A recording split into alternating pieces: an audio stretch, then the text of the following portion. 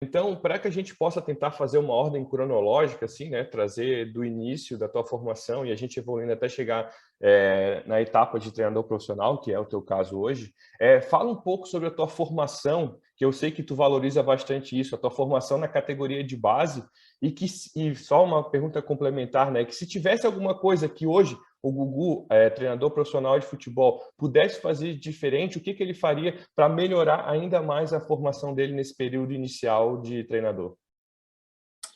Bem, a minha história começa no futsal e, voltando da Espanha, eu termino a minha formação acadêmica como licenciado pleno em Educação Física e começo a trabalhar com escolas de futsal, primeiro, né, e futebol de 7. E aí vem um convite para trabalhar, iniciar um projeto no Figueirense, na categoria sub-13, dar início a essa categoria, não tinha, né? E fazer essa ponte entre o futsal e o futebol de campo, né? Oportunizar que os meninos de Florianópolis, da região, pudessem participar, entrar dentro do Figueirense. E assim eu iniciei a minha trajetória dentro do futebol de campo, não foi uma coisa programada, mas foi uma coisa muito bacana que acabou pessoas que estavam dentro do clube lembrando de mim nesse momento, então inicio na categoria sub-13 e acabo passando por todas as categorias. Te confesso que no início eu não tinha esse projeto de eu quero chegar como treinador profissional. Foi uma coisa que foi acontecendo naturalmente. E como foi importante treinador da categoria sub-13, treinador da categoria sub-15, sub-17, sub-20, trabalhar com sub-23, eu tive uma experiência, atuei 4 anos como auxiliar, podendo conhecer diversos outros treinadores, aprender nesse período e até ter a possibilidade de assumir a equipe profissional e depois também ir atuar no Paraná e agora aguardando um novo projeto. Mas destacar que é fundamental, eu recomendo que seria algo muito importante que todo treinador profissional pudesse experimentar essa vivência na base como uma parte do crescimento. O aprendizado e a troca é muito grande. Quais para ti são as maiores diferenças no treinamento físico no exterior e no Brasil? Assim, a gente trabalha também com atletas que jogam fora do Brasil, e alguns deles falam da questão do treinamento de força, o futebol asiático é um futebol onde preconiza muito a parte aeróbica e acaba não dando tanto foco para a parte de força, né, que é o que o brasileiro está acostumado, enfim. Mas, junto com a tua experiência, Zé, o que tu pode compartilhar com a gente de principais dificuldades ou principais vantagens que tu encontrou entre o trabalho no exterior e o trabalho aqui no Brasil? Olha, eu tive, a experiência minha foi 1 ano e meio no Japão, somente, sem ter ficado lá uns 10 anos. Uhum. Bom, eu vejo assim, realmente lá eles preconizam um pouco mais esse trabalho de resistência, mas no clube que eu estava, que era o Jubiluata, é um clube que passou vários brasileiros lá, vários outros preparadores físicos também, né? Sim. Muitos técnicos brasileiros, jogadores, né? Então, lá a gente tinha um bom trabalho, desenvolvia um bom trabalho de força também. Uhum. Agora, eu não sinto assim, tanta diferença de um lugar para o outro, em termos de treinamento. Né? O que é a maior diferença, que eu vejo assim, é a organização. Né? Uhum. A organização dos campeonatos, né? Que é bem diferente aqui do Brasil, que toda hora muda. Né? Sim. Eu me recordo uma vez, logo que eu cheguei no Japão, o rapaz que era o diretor lá, o manager, me entregou uma lista com todos os jogos até o final do ano, horário de saída com o hotel que eu ia ficar, quando eu ia voltar.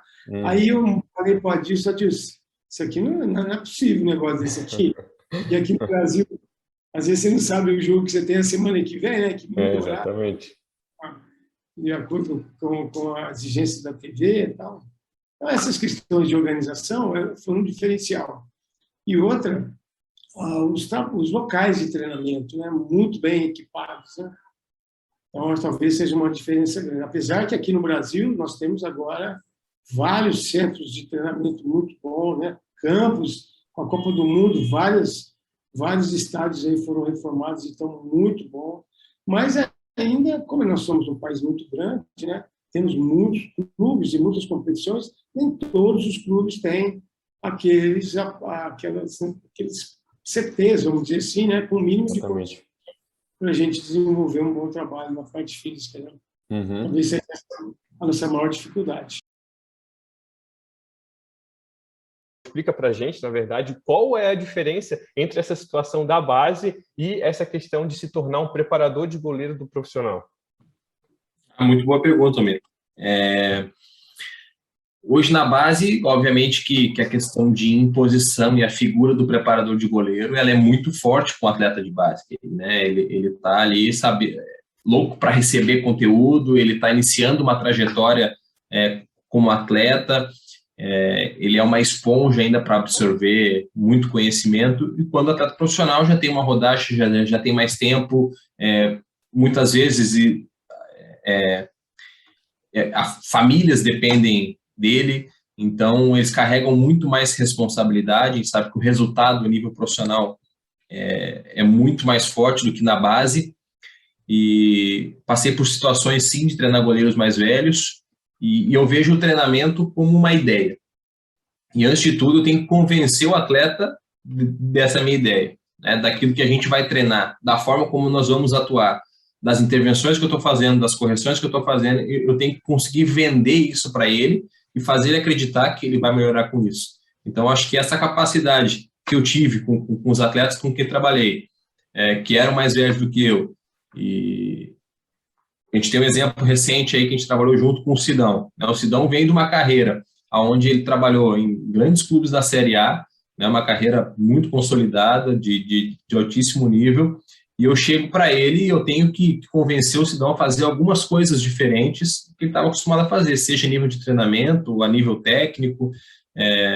a nível tático também, algumas intervenções de jogo. E além disso, né, a humildade do Sidão, a capacidade que ele tem de absorver treinamento, a cabeça aberta, um profissional extremamente inteligente, né, para estar recebendo esse tipo de informação, foi muito fácil com ele. Né? Talvez pela essa troca constante e pela essa via, né, dupla de caminhos que eu consegui convencer ele facilmente. Então, não tive tanta dificuldade com a maioria dos atletas, acredito que pela capacidade que eu tive de vender, de mostrar para eles que aquilo, de repente, ia dar certo. Assim como deu, a gente teve boas respostas em relação ao Sidão, seja a nível de desempenho no campo, como em treinamento, e a questão física dele também. Como que acontece a tua intervenção como analista tático durante os treinos e durante os jogos? E como é que tu mantém esse contato com o treinador durante os jogos para fazer os ajustes? De repente, o time entrou com uma formação que a gente não esperava e tu já identificou lá de cima quando os caras entrarem, vamos ter que mudar e fazer aquela situação que a gente tinha combinado, enfim. Como é que funciona essa intervenção tua durante os treinos e jogos? E nos jogos, como é que tu consegue fazer esse contato com o treinador para poder fazer esses ajustes? Almir, isso vai bem ao encontro do que eu havia comentado anteriormente, né? Desse processo de construção, né, da confiança do treinador. Hoje eu posso te falar tranquilamente que eu tenho total liberdade, obviamente, passando por ele a ideia, mostrando ao professor, eu acho que isso. Eu vou lá e falo com o atleta no processo de treinamento, não há problema nenhum. Uhum. A mais pontual, obviamente, é o treinador que vai, né? Que a gente costuma brincar que padrasto não é pai. Pai é um só. É o treinador. Se tu tem pequenas intervenções para fazer no treinamento, cara, fecha um pouquinho, vai para ali, vai para... Tu tem essa liberdade, eu tenho essa liberdade no campo, porque eu passo mais tempo no campo, né? Eu faço o processo de treino no campo. Existem os analistas que fazem para nós as filmagens, eles fazem as filmagens, as coisas. Eu estou no campo, intervindo diretamente no treinamento e executando o treinamento. E com o conhecimento de analista e conhecimento do modelo de jogo, interferindo com os atletas e com o treinador, interagindo ali durante o treinamento. Mas isso, Almir, não é regra. Né? Isso não é regra. Isso gerou-se a partir, né, de uma construção de confiança. Né? Porque antes de eu interagir com o atleta no campo, terminava o treino, eu olhava o treino, editava algumas coisas aqui. Ó, professor, é isso aqui, o que o senhor achou? Não, é isso aqui mesmo, tal. Aí, naturalmente, por vezes, ele fala assim, amanhã tu fala com ele lá, mostra o vídeo para ele. Falei, não, beleza, mãe, eu já vou ali, já mostro para ele. Ah, tô lá no campo, lá você mostrou o vídeo pro cara. Professor, mostrei. Não, beleza. E por vezes tá rolando o treino lá, a gente está lá no lado, eu, outro auxiliar, observando o treinamento, né, a parte principal, vamos dizer, do treinamento. A gente vê alguma coisa ali, dá um piquezinho no meio do campo, mas eu estou falando, Almir, isso após 10 anos trabalhando como treinador. Exatamente. Após 10, vai lá na beira do campo, Roger, pá, tem um negócio ali, professor Micali, tem um negócio ali. Ele fala assim, não, então orienta eles ali que eu estou vendo outra coisa. E aí, obviamente, tu vai lá e orienta, pessoal, um pouquinho mais para lá, um pouquinho mais para cá, não vai aqui, não vai ali. Tu constrói essa liberdade, entendeu? Tu constrói essa possibilidade de você interagir de maneira prática. Justamente, deixa até, nem digo que é liberdade. Para mim, isso se chama confiança. Exato, o processo de construção de confiança. Tu constrói a confiança, né? Porque eu acho que a liberdade ela vem por consequência da confiança que tu tem em determinado trabalho de tal pessoa, né? Então, se eu confio no teu trabalho, Juscelino, tu tem liberdade total para poder fazer, porque assim, o que tu vai fazer, eu sei que eu vou confiar, né? E tu vê como são as coisas, Almir. Quantas vezes, né, cara, a gente também, por mais que a gente tenha essa confiança, essa liberdade, às vezes a gente não se acha no direito de interagir não, mas de falar em algumas coisas, a gente, professor, acho que a gente deixou passar isso aqui. Aí ele falou assim, tá, mas por que vocês não falaram lá na hora do treino? Acho, Almir, sobre a intervenção sobre o jogo, ela funciona de uma maneira muito prática, não existe muitos mistérios nisso aí. Às vezes as pessoas pintam algo que não é tão fantasioso que nem fala. A gente fica lá em cima com o rádio, né? O Roberto é o auxiliar de campo do Roger do jogo, né? Então eu fico lá em cima, e alguma informação pontual que a gente vê sobre o modelo de jogo que a gente trabalhou a semana toda, a gente fala ali, cara, talvez não estejamos executando da maneira mais correta. Ah, eu acho que fulano de tal pode vir um pouquinho mais para cá. Essa bola entrou 2 vezes nas costas do cara. Ó, o time dos caras mudou um jogador e mudou um pouquinho a formação. Esse cara que entra sai mais, esse que saiu vai... Não é algo assim tão fantasioso que nem por vezes as pessoas imaginam que seja. Óbvio, se tu tem um departamento bem estruturado, com o advento da tecnologia, tu consegue ter informações mais específicas, entende? Mas para aquele momento do jogo, tu precisa de objetividade. Principalmente para o jogo ali, que tu precisa, por vezes, fazer mudanças pontuais, e para o intervalo. Eu digo que o intervalo ele é quase que 100% subjetivo. Quase que 100% subjetivo. Tu se baseia em alguns dados que tu tem ali, algumas métricas que se geram em tempo real, mas é subjetivo. É subjetivo. Tu chega lá, tu desce, é um espaço de tempo muito curto o intervalo. Né? E eu falo ali pela experiência com o Roger que ele tem, né, a gente tem uma rotina de intervalo que tem que ser tudo muito rápido, porque a gente passa vídeo aos atletas do jogo que está rolando, né, do campo. E a gente faz de uma maneira bem, tira o cartão, anota o tempo, corta ali no editor de vídeo rapidinho, e a gente tem 3, 4 imagens para passar para os caras, e mais a questão subjetiva. Né? Então, isso precisa acontecer de uma maneira muito rápida. Tu precisa operacionalizar o negócio. E se tu vai conseguir fazer isso como? Tu sendo um detentor do conhecimento do modelo do jogo. Tu sabe, a hora que tu desce lá, tu sabe o que o cara viu lá também. Obviamente, ele vai, por ter sido atleta, por ser o treinador em si, ele vai ter uma percepção um pouco mais aguçada, né, do todo. Mas tu tá ali justamente para isso. E, por vezes, a tua função como auxiliar técnico é entregar um conhecimento para ele. Como ele vai manipular aquele conhecimento já não é mais não é mais uma obrigação tua de saber. Ele é o treinador. Se ele por vezes, cara, eu acho que não é nada disso aqui que tu falou. Beleza. Esse é o meu ponto de vista, esse é o meu trabalho. Te entregar uma percepção acerca daquilo que a gente trabalha a semana toda, acerca daquilo que a gente viu do adversário, acerca daquilo que a gente está olhando agora, né? Porque existe a questão também aguda do negócio, né? Aguda, que está acontecendo ali. Começou a chover, a torcida começou a cantar, né? A gente, sei lá, existem N fatores que estão ali também, né, interagindo ali e interferindo no jogo para que as respostas sejam diferentes ou parecidas com aquela que a gente...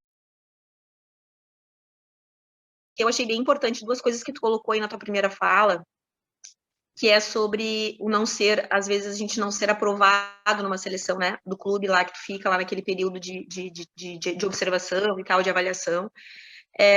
Porque como eu trabalhei um tempo antes de profissional, sabe, nas categorias de base do Inter, eu acompanhava muito a frustração tanto do atleta e fundamentalmente muitas vezes mais dos pais do que do atleta.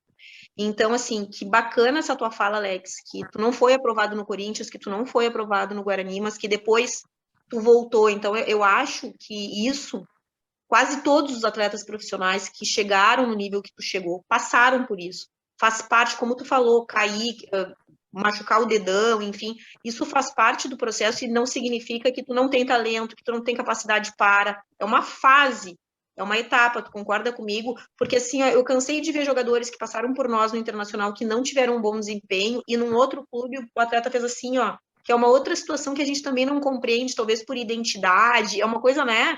Ou que chega no clube, naquele clube só machuca, vai para outro clube e boaf, né? Então, eu queria pontuar isso, para a gente lembrar, para quem está começando e já foi reprovado algumas vezes, saber que não termina ali e que isso não é um preditivo para dizer da tua capacidade ou não, é uma fase que tu está passando e talvez para aquele clube, assim como às vezes para um treinador, tu não tem o perfil, né?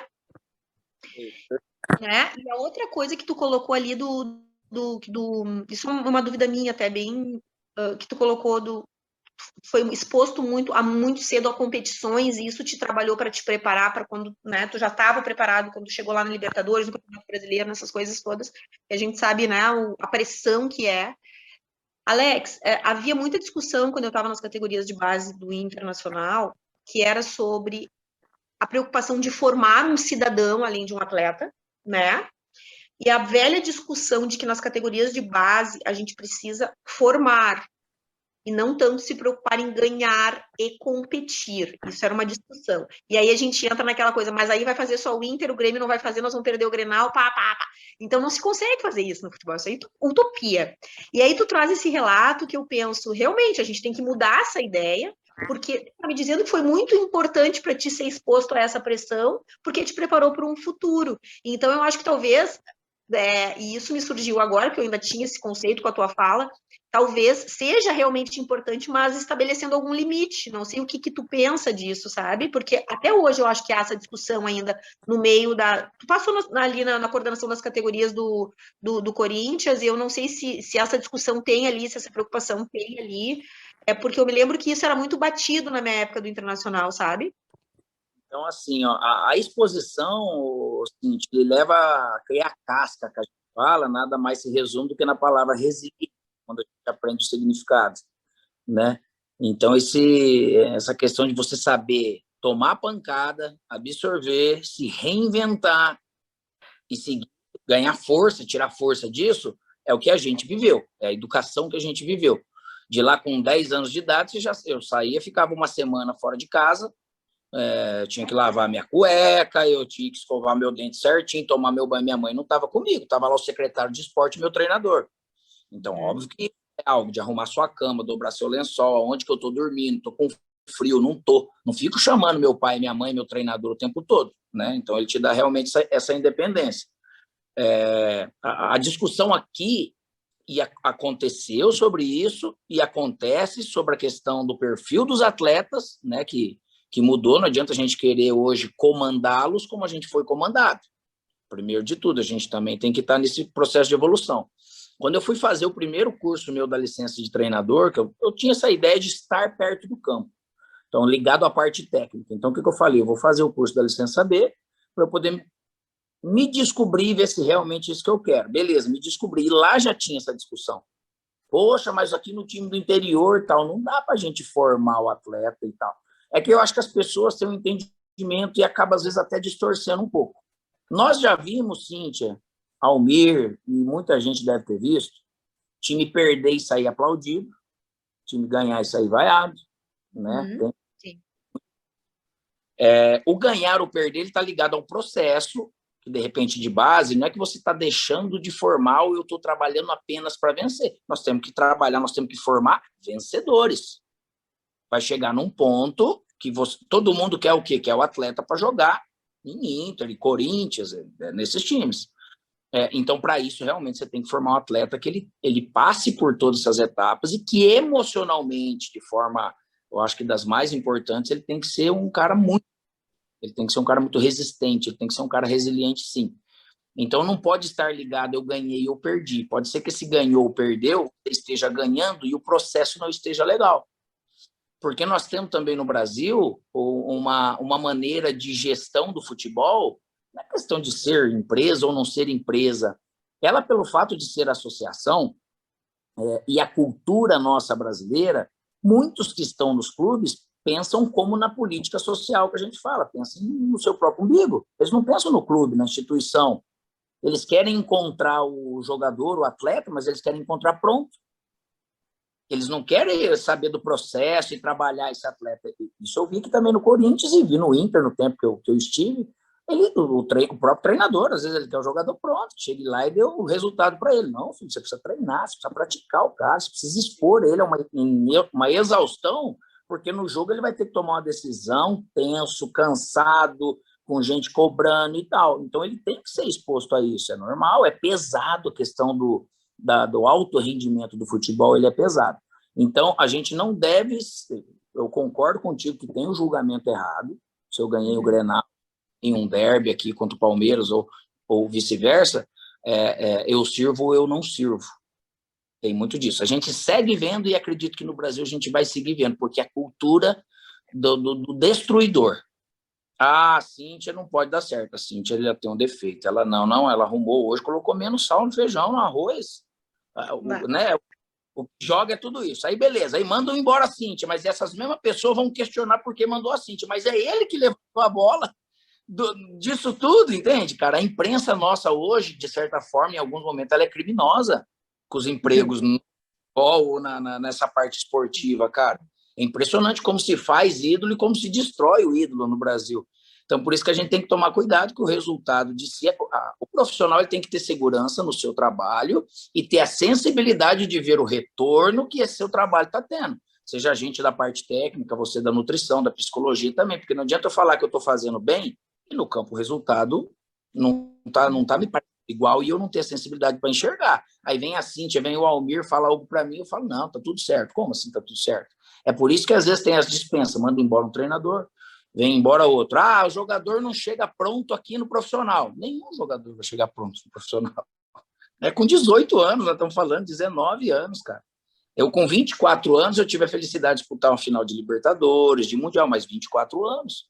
E ainda, meu filho, com mais coragem que eu tinha, resiliente e tudo, rapaz, você vai com medo lascado também. Porque você tá ali, se fosse qualquer coisa, você nunca mais joga por aquele clube. Grenal, é gostoso jogar de um lado, mas de outro é uma merda. Porque você sabe que você errar um negócio, imagina a tensão que você joga, cara, até você ter uma casca e tal. Então, é esse processo que realmente a gente tem que ter um entendimento um pouco melhor. Para isso, precisa ter pessoas boas querendo entrar com boas leituras para poder dar uma interpretação melhor para tudo isso. Que é um dos grandes desafios que a parte desportiva tem quando a gente envolve trabalho multidisciplinar, né? Ou transdisciplinar, no caso, né? Entender como é que as áreas se interagem, né? Como que elas se comportam, né? Como que uma decisão, não sei se a palavra é essa, mas ela se soma a outra e assim a gente vai construindo uma ideia, de repente uma ação. A gente quer entender um pouquinho como é que vocês enxergam hoje a fisioterapia integrada nessa rotina de decisões do futebol. Começa com o Rodrigo. Eu acho que é fundamental hoje, né, a participação da fisioterapia para qualquer tipo de tomada de decisão, né? O Cid está aí também de testemunha para isso aí. Antigamente, parece que a gente é muito velho e, na verdade, somos muito velhos, né? O Cid é mais velho que eu, mas há uns tempos atrás, a gente praticamente não era chamado para nada, né, dentro do futebol. A gente teve que brigar muito para a fisioterapia estar onde está hoje, a gente, por falar de maneira geral, os profissionais, né? E hoje, muito pelo contrário, acho que hoje eles são incapazes de tomar qualquer decisão sem a nossa opinião, né? Então, esse trabalho multidisciplinar, né, transdisciplinar, é de extrema importância, e o fisioterapeuta tem papel determinante nesse sentido, né, dessas decisões tomadas pela comissão em relação a muitas atividades ou em relação a muitas condutas que vão ser levadas para os atletas, vão ser orientados a realizar ou a executar, né? Não era essa a palavra, mas assim, a participação do fisioterapeuta é fundamental nas decisões tomadas aí de maneira geral, no dia a dia do clube. Legal. Cid? Então, Amir, para mim, uma das coisas que ao longo do tempo eu vi que melhoraram muito foi exatamente isso. Como o Rodrigo nos disse agora, antigamente a fisioterapia era um setor totalmente fora do futebol, sabe? Era simplesmente o jogador lesionava, ia lá para fisio e ficava por isso. Hoje nós temos papel fundamental. Dentro da minha rotina aqui, por exemplo, o processo de pré-treino passa todo pela fisioterapia, com os questionários que nós fazemos os relatórios, conversamos com o treinador, com o preparador físico sobre o jogador que está apto ou não, avaliações antes de treino. Então existe uma integração total entre departamento de fisioterapia e corpo técnico, sabe? Não tem como, não há um treinamento que a gente não converse. E essa integração transdisciplinar, eu acho que é o que mais funciona dentro do futebol. Porque muitas vezes chega um jogador com uma queixa que, se você não avalia e não troca informação com o seu preparador físico, né, muitas vezes é o dia que esse jogador pode se lesionar. E se você tem um dia que você identifica isso e consegue mudar um pouquinho a carga desse jogador nesse dia, muitas vezes você consegue evitar um mal pior. Patita, aqui tem outra. A atuação de vocês no profissional é condicionada ao espaço que o treinador compartilha com vocês, ou existe uma política do clube? Boa pergunta. Eu acho, não, tenho certeza. Nós somos muito privilegiados, porque eu vou dizer 17 anos, porque eu entrei no clube, eu estava grávida do Marvin. Marvin também é um capítulo da assistente social. Um ser de luz, autista, com síndrome de Tourette, maravilhoso, apaixonado, sensível, amor em forma de gente. É o Marvin, meu filho. E eu entrei no Inter em 2005, o Marvin tinha 3 meses, e o Marvin vai fazer 17 agora, mês que vem. Então eu digo que eu tenho 17 anos de Inter. Claro. Né? E me esqueci até que eu ia falar. Que a pergunta era muito importante da diferença do espaço do treinador e da política do clube. Então, assim, desde que eu entrei no clube, a gente sempre teve voz e vez, e a gente sempre se sentiu parte. Não mais importante, menos importante, a gente sempre sentiu parte. O treinador, a porta está sempre aberta, ele entra quase todos os dias, não só esse que está agora, mas todos os outros. Eles entram, conversam, e existe um respeito e uma confiança, porque a gente tem um código de ética, que eles sabem que a gente não vai falar da vida dos atletas, o que a gente não pode falar. Então, eles não nos perguntam coisas que a gente não pode falar, mas eles sempre perguntam, tudo bem? Daí eu digo, Daí, se tem alguma coisa que eu possa dividir, que ele pode nos ajudar, a gente divide. E se tem alguma coisa que ele possa nos trazer, também. E essa troca é muito legal. É muito legal, não só com o treinador, mas com todas as pessoas do vestiário. A gente tá sempre a porta aberta, e quando tá aquela porta aberta, às vezes entra um, tu lembra, né, Cíntia? Entra um desazado, senta ali, fala. Daqui a pouco só bate a porta e sai. Daí eu fico aí se olhando, o que houve aqui? Aí depois ele, obrigada, tá? Eu precisava só falar. Tá bom.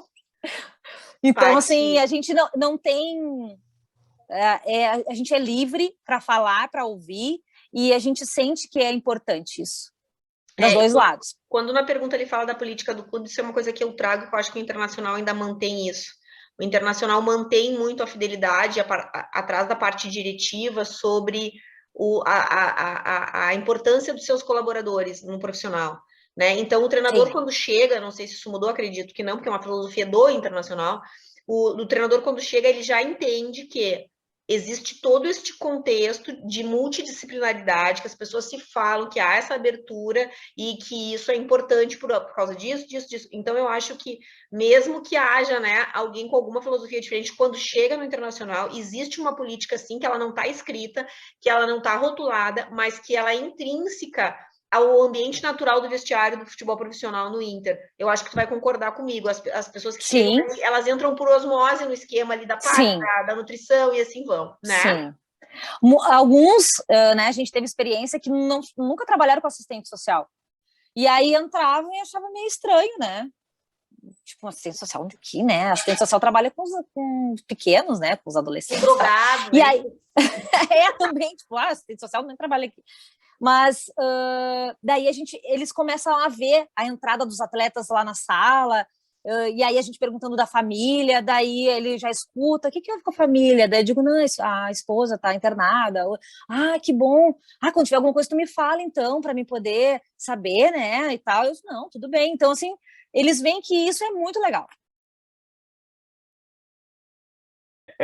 Como é que, por exemplo, tu é formado em medicina, a nutricionista formada em nutrição, fisioterapeuta em fisioterapia, enfim. Como é que se dá essa relação entre o departamento, sabe? Cada um na sua área, eles só são alocados dentro do departamento, ou existe uma interação, uma troca de discussão para poder avaliar um caso, enfim, como é que se dá essa interação entre todas essas áreas que compõem o departamento de saúde? Ela assim, até um pecado meu, ela poderia ser um pouco mais próxima, sabe? Uhum. Mas ainda assim a gente conversa muito, discute muito, né? Eu acho que até poderia ser mais, até, mas às vezes a dificuldade do tempo, né? É meio ruim para isso. Todos têm autonomia para decidirem, mas na verdade no final de tudo há uma decisão em conjunto, sabe? Todos aceitamos opiniões uns dos outros, cada um na sua área e cada um dando o seu ponto de vista. Às vezes eu acrescento para um, o outro acrescenta para mim. Então, o fisioterapeuta não tem uma decisão e ele resolve e acabou, entende? Assim como o fisiologista, assim como o médico, assim como o nutricionista. É uma conversa de todos para a gente chegar num denominador comum. Como é que tu descreve a importância do controle de dopagem hoje no esporte? Olha, eu acho que esse controle começou assim de uma forma mais organizada nos Jogos do México, 68, se eu não me engano, né? E realmente, assim, é um tema bastante até polêmico, né? Porque a gente sabe que tem gente a favor do doping, né? Liberar tudo, né?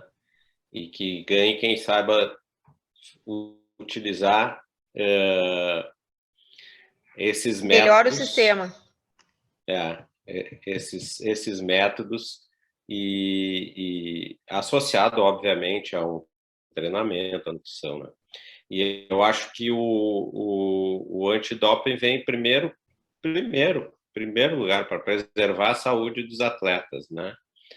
Mesmo que a gente saiba que o esporte ele exige muito dos indivíduos, eles estão sempre no limite, né? Estão mais predispostos a lesões. Mas até cabe um parênteses aqui, né? A gente tem visto os estudos mostrando que a tendência dos atletas é ter mais longevidade que os não atletas, mesmo, né, tendo uma demanda maior para o seu organismo. Mas, então, assim, primeiro, cuidar da saúde do atleta. Segundo, né, não permitir que se utilizem mecanismos ilícitos para o ganho, né? E terceiro, né, que é a tríade, né, não permitir que a gente utilize formas que não tenham a ver com o espírito esportivo, né? O esporte, ele é um congraçamento, né, entre as pessoas. Tem a competição, querer ganhar é natural, mas é um congraçamento, né? Essa é a ideia da prática do esporte, né? Congraçamento, estímulo à saúde, né? Então, o pessoal às vezes questiona assim, mas tem tão pouco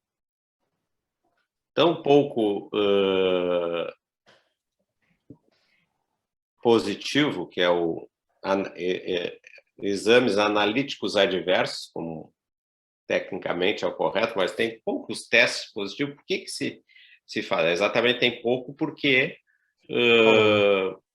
se faz um controle realmente rigoroso, né? Se faz um controle rigoroso, né? E nós temos, assim, no futebol brasileiro, hoje, um controle bastante extenso, assim, toda a Série A, praticamente toda a Série B, futebol feminino, as categorias, por exemplo, domingo passado eu estava fazendo a final do Sub-20 aqui em Porto Alegre. Série C, Série D, né? O Brasil faz em torno de 5 mil testes anos, chegou a fazer 6 mil testes, caiu um pouco em função da pandemia, mas isso para a gente ter uma ideia, no mundo o futebol faz 30 mil, né? Então 1/6 é feito aqui no Brasil, né? Um jogo olímpico é mais ou menos 5 mil, quer dizer, a gente faz no futebol brasileiro o que se faz num jogo olímpico, né? Então, assim, a gente faz hoje muito teste, tem realmente um número pequeno, mas a gente trabalha muito e mesmo assim ainda acontecem os testes positivos, analíticos adversos, em função de uma série de questões, de um uso ilícito, sim, mas às vezes de descuido, de desconhecimento. Então, tem um grande desafio aí no sentido de educar as pessoas também, né? E só para finalizar, assim, além desses 3 aspectos, hoje existe uma relação de 10 itens, já colocando outras questões que são consideradas doping, né? Então, até hoje, assim, as pessoas que permitem que o indivíduo se dope, elas estão sabendo, as pessoas que ajudam o indivíduo a se dopar, todos esses são passíveis de punição hoje, né? Então, tem uma série de... cresceu bastante, assim, a punição na área do doping para que não haja um escape para as pessoas justificarem o doping.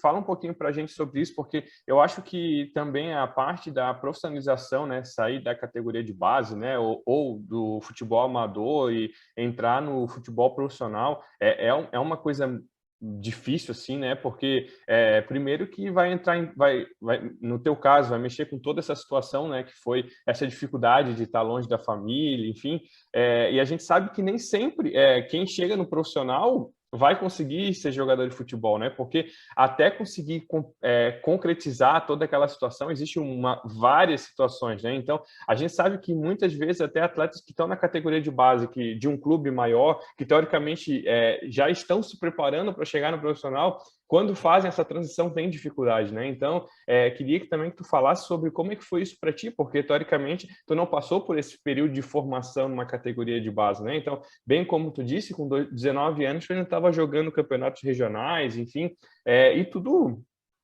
perto da tua casa, com a tua família, enfim. E a gente sabe que depois, quando tu acaba se tornando profissional, tu acaba tendo que se distanciar um pouquinho disso, abrindo mão disso, né? Então, como é que foi para ti esse período de transição para se tornar atleta profissional?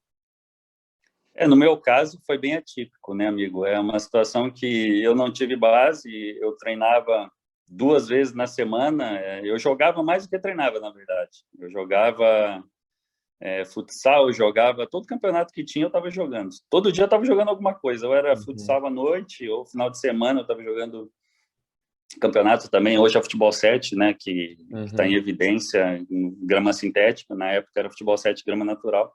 Então, o que tinha de campeonato eu estava jogando. Então, eu treinava apenas 2 vezes na semana. Musculação comecei a fazer, se eu não me engano, com 16, 17 anos também, sem supervisão nenhuma, por conta, ia lá e o educador físico que estava lá na academia me dava algumas orientações, mas não específico, né, para o futebol. E a minha dificuldade maior que eu tive realmente foi na questão física, de quando eu consegui, com 19 anos, essa oportunidade para jogar no Sub-20. Imagina que o pessoal já estava treinando todo dia, muitos atletas já acostumados com esse ritmo de treinamento diário, e eu tive uma dificuldade gigantesca para me adaptar. E eu acredito que o que me fez ser jogador profissional foi o dom de Deus, a questão técnica que Deus me deu e eu consegui aprimorar. É lógico que por essa situação, essa transição, ser muito impactante no meu corpo, né? Só para falar para vocês ali a minha questão de transição. Eu em junho de 1997, eu estava jogando Jogos Regionais, uma competição amadora. Em julho, um mês depois, eu já estava jogando Sub-20. No Campeonato Paulista, a gente se destacou, a gente chegou à fase final naquele ano, jogando contra Palmeiras, ganhando de Palmeiras, que sabe que era um sonho de todo mundo, foi histórico também para a cidade. Presidente Prudente nunca tinha conseguido essa classificação, então eu tive também a sorte de estar no momento certo, com as pessoas certas. A gente conseguiu classificar o time que nunca tinha conseguido, fomos bem na fase final, vencendo o Palmeiras, que realmente na época foi histórico, e eu e mais 4 atletas, a gente teve a oportunidade de subir profissional no outro ano para jogar a segunda divisão. E imagina que em 6 meses eu joguei um campeonato fortíssimo, que é o Sub-20, o Campeonato Paulista, e depois de 6 meses eu já estava no profissional.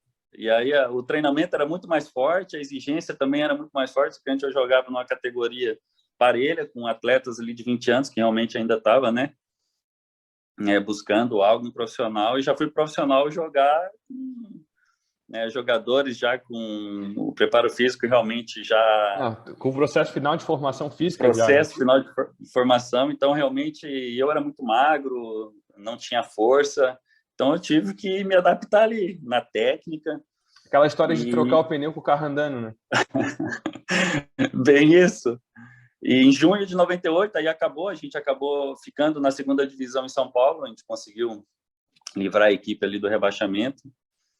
E 2 empresários me compraram, Bernardo e Lê, 2 ex-atletas de Corinthians, São Paulo, e me levaram para o Santos. Então, minha vida deu uma guinada, assim. Em junho de 97, eu estava dormindo em um colégio, porque na época, quando a gente jogava esses campeonatos pela cidade, a gente levava o nosso colchão, levava o nosso travesseiro, dormia nas férias escolares ali, todas as equipes ficavam nos colégios, a gente dormia na sala de aula ali. E em junho de 98, eu estava chegando na Vila Belmiro, colocando o uniforme do Santos para jogar Campeonato Brasileiro e Copa Conmebol. Então, é surreal dizer o que aconteceu na minha vida em um ano. Quando eu cheguei, eu nunca esqueço a imagem, que a gente ficou 15 dias quando os 2 empresários me levaram para o Santos. A equipe estava em pré-temporada em Jarinu, e eu fiquei 15 dias lá em treinamento com toda a equipe, e a gente foi direto para Vila Belmiro fazer o primeiro amistoso antes do Campeonato Brasileiro e a Copa Conmebol, que o Santos ia jogar naquele ano. Sim. Quando eu cheguei na Vila Belmiro, coloquei o uniforme do Santos, tinha um espelho grande assim, eu olhei e realmente ali eu tive certeza que meu sonho estava se realizando. E jogar no Santos, ter a oportunidade de estar jogando na Vila Belmiro, honrando essa camisa aí, que tem uma história fantástica, realmente foi muito especial. E minha história está muito ligada ao Figueirense pelo tempo, que eu fiquei no Figueirense, mas esse início no Santos ali foi muito importante. Poucas pessoas sabem, da minha passagem ali pelo Santos, mas para mim assim foi de um crescimento enorme. Eu com 21 anos, na verdade eu tinha 20 anos, eu cheguei com 21 no Figueirense, 20 anos, vindo no interior de São Paulo e tendo a oportunidade de jogar o Campeonato Brasileiro. A nossa equipe foi muito bem, chegou à semifinal, foi campeão da Conmebol, tive a oportunidade também de estar jogando aí em países como Argentina, Equador, Colômbia. Eu nunca tinha andado de avião, Então foi muito marcante para mim, porque foi tudo ao mesmo tempo, né? Imagina que esse pouco mais de um ano, tu quase viveu mais do que os 19 anos de antes.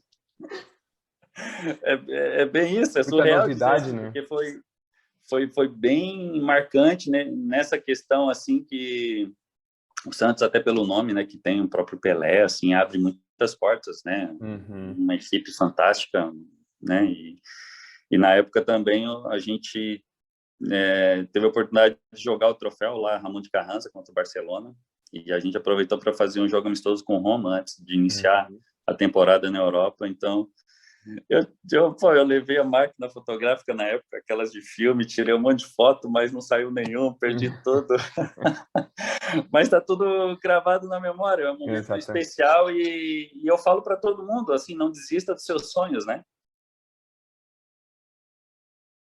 Como a gente sabe que a gente trabalha com... Pô, vocês hoje atendem aí aproximadamente 2.000 pessoas, né? 2.000 famílias, né, de atletas, né? Então, isso é um número muito considerável, né? Então, acho que já dá um background para a gente poder tá tirando um pouquinho e entender como é que é essa aceitação em relação ao programa de vocês, né? Isso eu não digo nem só da questão da família, né? Como foi... Mas também, tipo assim, como é que o atleta entende isso? Porque eu vejo que, muitas vezes, os adolescentes, né? A gente já passou por isso, né? Às vezes a gente é um pouco resiliente em relação a ouvir o que os nossos pais têm para dizer, né? Como é que vocês fazem com que essa informação e essa aceitação seja maior dos adolescentes, das crianças que estão participando do programa de vocês, né? Então, ela ficou até um pouco dupla, na verdade, a nossa pergunta, né? Primeiro, em relação a qual que é a aceitação da família, né? E também como é que essa informação faz para chegar até os atletas, né? Que às vezes essa informação ela não chega com tanta clareza quanto é de vocês, né? Que estão nesse ambiente, inserido nesse ambiente do futebol, né? Bom, Almira, a aceitação, né? Isso aí até pegou a gente de surpresa, né? Ela foi muito grande, e não foi só por parte dos familiares, dos atletas, mas também por parte dos profissionais do futebol, né? Então, seja diretor de clube, sejam outros empresários, né? Sejam observadores, treinadores, todos entravam em contato com a gente e falavam: nossa, ainda bem que vocês começaram a fazer isso. Precisava mesmo alguém para educar os familiares, alguém para ajudar os familiares, principalmente. E aí os atletas, aos poucos, muitos nos agradecem. É bem engraçado, né? Porque alguns meninos novinhos mesmo, de 11 anos, relatam assim, falam: poxa, antes, meu pai enchia meu saco, minha mãe ficava gritando. Hoje em dia, não. Hoje em dia ele aprendeu, ele me ajuda. E para a gente isso é muito gratificante, porque o relacionamento família-atleta é uma das principais coisas que vão ajudar ele, né, a performar ano após ano. E às vezes uma briga entre os familiares que acaba afastando um do outro, às vezes quando o menino precisa do pai, ele não quer contar com o pai, porque o pai criou, né, um sentimento ruim para o filho, né? E aí para o pai fica ruim também, que o pai fala: poxa, já atrapalhei meu filho, agora eu não quero mais estar ali. Então a aceitação, inicialmente por parte dos pais, foi grande, dos atletas também, mas é claro, sempre vão existir, né, aquele pai que acha que não precisa saber de nada de futebol, que ele já sabe tudo, que o filho dele é o melhor do mundo, né? E são esse tipo de pais que nós precisamos mudar para ajudar, né, a transformar todo o futebol de base, que é o nosso principal objetivo. Né, é exatamente isso que o Lu falou, né? No primeiro momento, realmente, a aceitação foi bem bacana, assim, e os meninos comentavam com a gente, tinha reflexo deles dentro de campo, né? Que os pais paravam de incomodar os treinadores na escolinha, paravam de gritar na beira do gramado. Isso já era o primeiro indício que os meninos, pô, meu pai está se transformando, está mudando. E aí, dentro do programa, a gente vai ensinando outras questões, como criar as oportunidades certas, momentos de se procurar avaliações. A gente fala sobre contratos também, que o pai já tem que ser educado desde cedo a entender sobre essas questões de contratos. E foi mais ou menos nessa linha, né? Teve uma grande aceitação, tanto de parte de clubes, outras pessoas que trabalham no futebol, como empresários, e as famílias e as crianças também.